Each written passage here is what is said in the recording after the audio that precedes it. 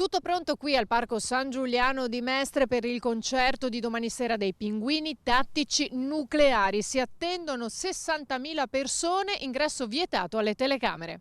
Si tratta infatti del primo tour del gruppo negli stadi che partirà proprio da Mestre con la data 0.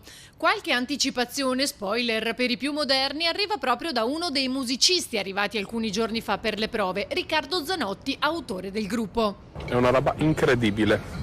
Solo guardarlo mi mette paura,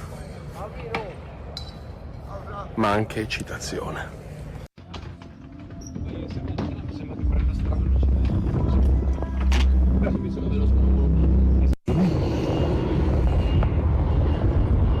Ma che vista!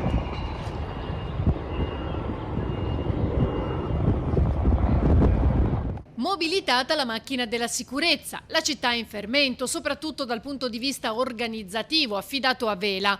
Il sindaco ha firmato un'ordinanza. Dalle ore 12 di venerdì alle 3 di sabato sarà vietata nell'area del concerto la somministrazione e la vendita di superalcolici, l'introduzione di bottiglie in vetro o plastica con tappo e lattine. Vietati anche i cosiddetti spray al peperoncino o sostanze sintetiche che producono gli stessi effetti.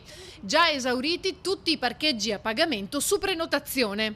Nel sito del comune è possibile trovare tutte le 7 aree di sosta per quasi 7.000 posti auto e sarà possibile anche prenotare il parcheggio online. Quasi 80 volontari della protezione civile impiegati per fare in modo che l'afflusso delle persone sia il migliore possibile. Naturalmente ci sarà anche un bici park totalmente gratuito, quindi un invito ad arrivare in bici o a piedi al parco, e dei parcheggi più distanti invece ci sarà un bus navetta. Disposto anche lo stop a ogni forma di commercio e somministrazione itinerante e anche artigiana all'interno del perimetro. Eventuali violazioni saranno passibili di sanzione pecuniaria tra i 25 e i 500 euro e della confisca dei contenitori e degli oggetti vietati. Sperando che sia una buona serata e che tutti i cittadini e tutte le persone che verranno al Parco San Giuliano venerdì sera possano godersi una buona musica e stare in compagnia.